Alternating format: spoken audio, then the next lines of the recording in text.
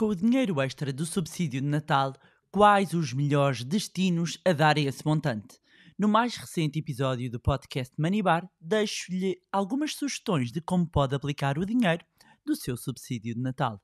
Olá, o meu nome é Bárbara Barroso, sou especialista em educação financeira e finanças pessoais e sejam bem-vindos ao Manibar. Money! Here we go. The dollar is our god! Olá, meus amigos, como é que vocês estão? Espero que estejam todos bem, de boa saúde e começar por aproveitar para relembrar que está quase a chegar o dia da nossa incrível Masterclass Começar a Investir Já, que vai decorrer no dia 6 de dezembro às 21 horas e que é 100% online e 100% gratuita. Por isso, marquem já na agenda, é que será nesse mesmo dia, no final, que vamos revelar todas as novidades sobre a nova edição do nosso curso do Zero à Liberdade Financeira. E dizer-vos que, no atual contexto em que estamos, é ainda mais imperioso sabermos investir e aplicar o nosso dinheiro, sob pena de estarmos a perder poder de compra todos os dias. E para ter uma noção aos valores atuais da inflação, isto significa o quê? Que por cada 1.000 euros que deixa parados, está a perder cerca de 100 euros. Por cada 1.000 euros parados, perde 100. E é por isso que é tão importante começar a aplicar as suas poupanças. É por isso que é tão importante saber investir. E é também disto que eu vou falar na Masterclass Começar a Investir Já, no dia 6 de dezembro, às 21 horas, e cuja inscrição se pode fazer no link que vai encontrar na descrição deste episódio. Por isso, se está cansado de deixar o dinheiro parado e, consequentemente, estar a perder valor, se quer aprender a pôr o dinheiro a trabalhar para si, se deseja aprender a aplicar, no fundo, e a multiplicar as suas poupanças, se precisa de aprender também a proteger o seu capital, o seu dinheiro no contexto atual, e se quer começar e não faz ideia por onde começar, então junte-se a mim, inscreva-se na Masterclass Online gratuita Começar a Investir Já, dia 6 de dezembro às 21 horas. Inscreva-se e espere por si. Ora bem, está aí quase a chegar o Natal. E para muitas pessoas é sinónimo de subsídio de Natal, ou seja, um dinheiro extra que chega e que há quem aproveite para diversas e diferentes finalidades. Além do gastar, não é? Que acaba por ser, não é o mais óbvio, mas quando pensamos entre um dinheiro extra, para muitas pessoas, e é isso que vemos a avaliar pelas taxas de poupança em Portugal, acabam por canalizar para consumo e usam mesmo esse dinheiro, quer para a quadra, quer para outro tipo de gastos. Mas neste episódio vou partilhar consigo algumas sugestões de como pode aplicar este dinheiro. E dizer, e eu menciono isto por vezes, que é, eu não gosto nada daquele paternalismo de dizer às pessoas o que é que elas devem fazer com o dinheiro que receberam. Isto é exatamente em resposta a muitas questões que chegam por esta altura e dizem: Bárbara, tenho este dinheiro extra, faz sentido fazer o quê? E algumas destes tópicos que eu vou abordar são dúvidas inclusivamente de muitas pessoas. Então, começando por reduzir ou eliminar dívidas. Este é um dos objetivos, este é um dos destinos que pode dar aqui ao seu subsídio de Natal. Portanto, se tem dívidas que lhe tiram o sono e que chega a esta altura e pretende reduzir ou mesmo eliminar, seja uma dívida de cartão de crédito, empréstimos pessoais, às vezes até dinheiro emprestado a familiares ou amigos, então pode optar por fazer aqui um pagamento, uma amortização parcial ou total da dívida, em função do montante que tem em dívida, e é uma boa forma de ganhar folga orçamental, ou seja, reduzir o peso da nossa dívida, sobretudo num contexto em que o preço do dinheiro está a aumentar, portanto temos as taxas de juros a aumentar, o que significa que o preço dos créditos dos empréstimos está a ficar mais caro, e numa altura que, se juntarmos a isto, temos os preços de bens e serviços por via da inflação mais elevados, tudo o que possa vir a representar um alívio no nível de endividamento das famílias é bem-vindo. Portanto, haver aqui um destino, uma parte ou a totalidade do subsídio de Natal ser canalizado para reduzir ou eliminar dívidas pode ser uma possibilidade, e eu até fui fazer aqui uma pequena simulação para um crédito pessoal de cerca de 12.000 euros a 8 anos, tendo por base uma taxa de juros que é a taxa de juros máxima limite, de acordo com o Banco de Portugal, que pode ser cobrada num crédito ao consumo e num empréstimo pessoal, que é de 13,3 atualmente.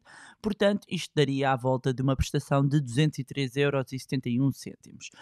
Se nós, por exemplo, já tivéssemos algum montante de lado e até pudéssemos juntar o subsídio e amortizássemos 2.000 euros, portanto, reduzíssemos o montante desta dívida de 12 para 10.000, com 10.000 euros de capital em dívida, a prestação mensal baixaria para cerca de 169 euros.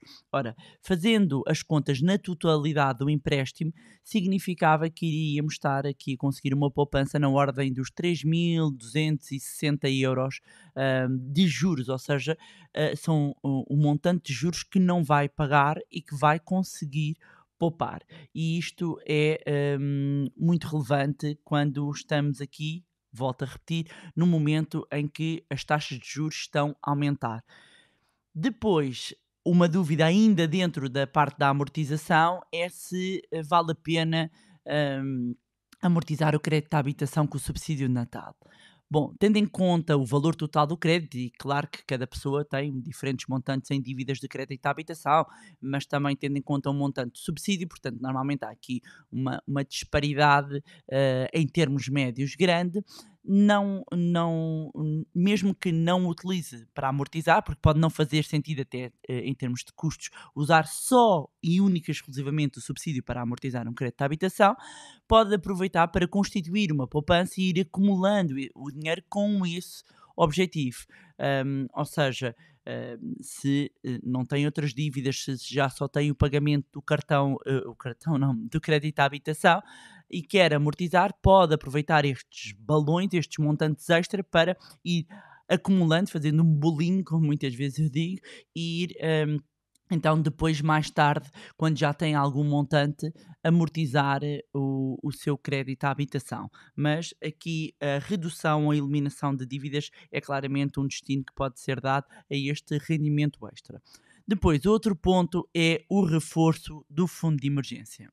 Pode utilizar o subsídio de Natal para reforçar o fundo de emergência, que não é mais do que um fundo, uma quantia de dinheiro que nós temos de parte para eventualidades, para imprevistos, seja uma despesa de saúde, reparos domésticos, perda de emprego, e o montante que nós devemos ter idealmente de parte é o equivalente de 6 meses a 1 ano das nossas despesas mensais. E como eu tenho sempre reforçado e reiterado, nós tivemos situações como a pandemia que veio demonstrar que efetivamente quem tem um fundo de emergência acaba por ter aqui uma capacidade para acomodar melhor os ajustes que têm que ser feitos quando existe um imprevisto. E, portanto, se ainda não tem o seu fundo de emergência constituído, este deve ser o seu primeiro patamar de poupança, pode aproveitar o subsídio de Natal para reforçar o seu fundo de emergência. Depois, outro destino que pode dar ao seu subsídio de Natal é investir, ou seja, imaginando que já tem o seu fundo de emergência assegurado, é pôr o seu dinheiro a render. E para quem prefere optar aqui por uma poupança mais de médio e longo prazo, pode aplicar em diversos e diferentes produtos e instrumentos financeiros, vou mencionar aqui alguns, mas o mais importante é obedecer aqui ao seu perfil de risco, seja ele conservador, moderado, arriscado. O importante é que respeite o seu perfil, respeite os seus objetivos, porque fazer uma poupança e investir a 2, 3 anos é completamente diferente de investir a 10 anos, e deve então procurar saber qual é que é o seu perfil de risco, procurar avaliar quais é que são os seus objetivos, se vai necessitar do dinheiro, do capital ou não, se necessita de liquidez, se quer preservar o capital. No outro dia estava a falar com uma pessoa que dizia que precisava de fazer uma poupança para 2 anos e que não poderia perder o capital de forma alguma. Portanto, todas estas variáveis são relevantes para a escolha dos instrumentos financeiros. E vou elencar aqui alguns instrumentos financeiros, dizer que nada do que eu estou aqui a partilhar constitui qualquer recomendação de investimento. Tudo o que eu estou aqui a partilhar é simplesmente educação e literacia financeira e informação para vos ajudar a tomarem as vossas próprias decisões financeiras. E obviamente, apesar de nós termos isto em todos os episódios escrito e mencionado, tenho sempre que fazer este disclaimer. Um dos instrumentos que surge como uma das alternativas preferidas até dos portugueses em termos de soluções com capital garantido são os certificados de aforro. Ora, os certificados de aforro basicamente são dívida do Estado e quando nós investimos em certificados de aforro, nós estamos a investir e estamos a emprestar dinheiro ao Estado. E o que é que acontece? Devido à fórmula de cálculo dos certificados de aforro, que têm por base aqui a evolução, estão indexadas de certa forma à evolução da Euribor a 3 meses, aqui, neste caso, ao contrário da dívida em que o facto das taxas de juros estarem a subir, o preço do dinheiro, quem tem dívida fica mais cara. Quando nós temos um instrumento financeiro que está indexado às taxas de juros e elas estão a subir, a rentabilidade, o retorno também aumenta.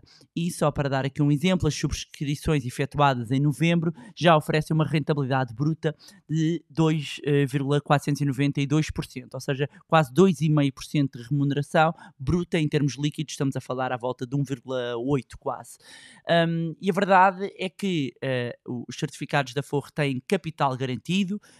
Durante os 3 primeiros meses não pode mobilizar o capital e é muitas vezes um instrumento escolhido como onde colocar o fundo de emergência. Há muitas pessoas que colocam nos certificados de aforro e, aproveitando aqui o subsídio de Natal, é de facto uma oportunidade para algumas pessoas reforçarem então o fundo de emergência e optar, por exemplo, pelos certificados de aforro. E a rentabilidade então está indexada à evolução da Euribor a 3 meses e ainda é acrescentado um adicional de 1 ponto percentual.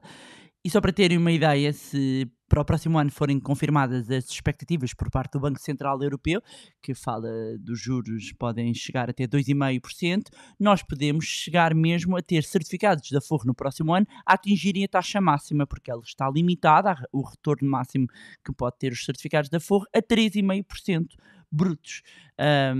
E daí que muitas pessoas estejam inclusivamente a aproveitar este momento de subida de taxas de juros para colocar o seu capital neste instrumento de dívida pública com capital garantido. Outra alternativa em termos de instrumentos financeiros, que esta sim é a preferida dos portugueses, que são os depósitos a prazo. Os depósitos a prazo são a poupança preferida dos portugueses. Durante muito tempo isto significou ter o dinheiro parado. Neste momento os bancos têm estado a demorar aqui um bocadinho a remunerar os depósitos, a fazer este acompanhar da remuneração dos depósitos, tal como tem vindo a refletir-se, por exemplo, no aumento dos juros nos empréstimos.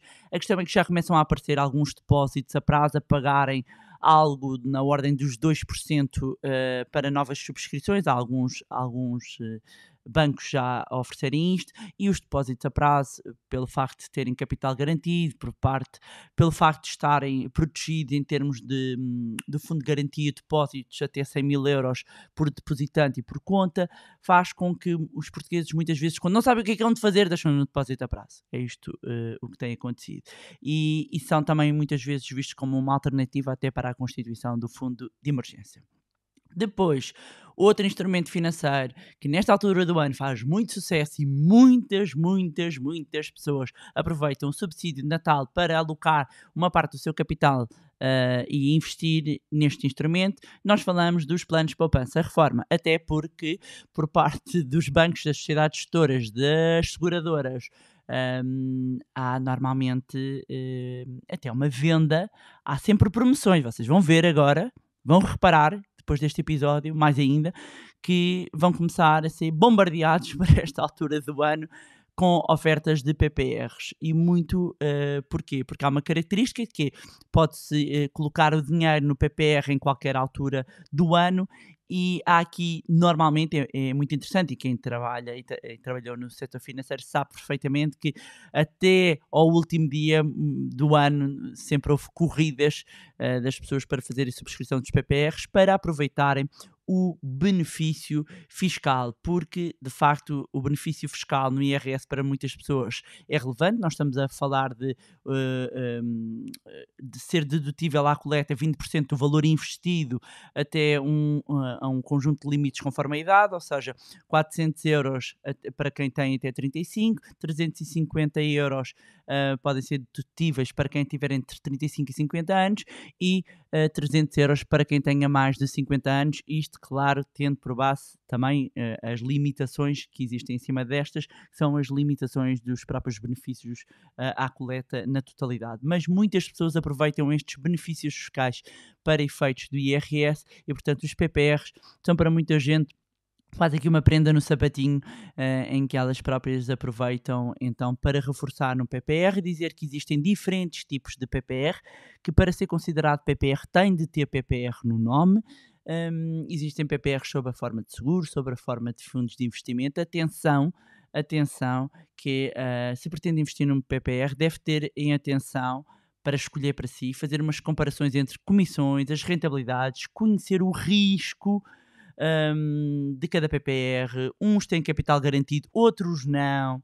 Escolher bem o tipo de reembolso, informar-se de todos os benefícios fiscais e, neste momento, esclarecer bem a situação que está em vigor relativamente ao IAS, ao montante. Eu estou a ver, vejo muitas precipitações a acontecerem, portanto, procurarem a melhor informação para tomarem a melhor decisão. Depois, obviamente, para perfis mais arriscados, pode aproveitar, se quiser alocar uma parte ou totalidade do seu subsídio para investimento, pode canalizar o dinheiro para ações, para fundos de investimentos, para ETFs, enfim, o que não falta são escolhas. O importante é informar sempre sobre os vários produtos, as várias opções de investimento e dizer que pode alocar a totalidade do seu subsídio para investimentos ou pode sempre dividir. Pode sempre dividir entre uma parcela para investimento, uma parcela para a amortização de dívida. Portanto, a decisão é sempre individual, como é óbvio. Mas olhar para todas as opções que existem, e nomeadamente, volto a dizer, se me tivessem de perguntar qual é que faria de certeza, para quem não tem fundo de emergência, reforço e constituição de fundo de emergência. Claramente. Depois, não menos importante, aproveitar para investir em si mesmo.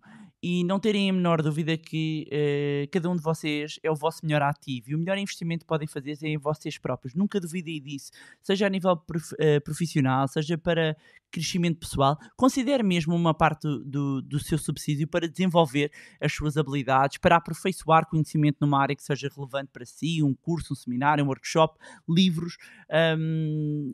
Há aquela frase que eu gosto muito do Benjamin Franklin, que é: um investimento em conhecimento paga sempre os melhores juros. Portanto, aproveite também o subsídio de Natal para investir em si, para investir em conhecimento. Volto a dizer e reforçar que, tendo em conta o montante do seu subsídio, e claramente saberá as suas necessidades, pode optar por sempre fazer um split, uma divisão, pelas grandes 4 opções. Porquê? Porque quando nós falamos do destino a dar no subsídio, nós essencialmente estamos a falar de 4 grandes destinos que podemos dar. Estamos a falar de gastar, estamos a falar de poupar, estamos a falar de pagar dívidas e estamos a falar de investir.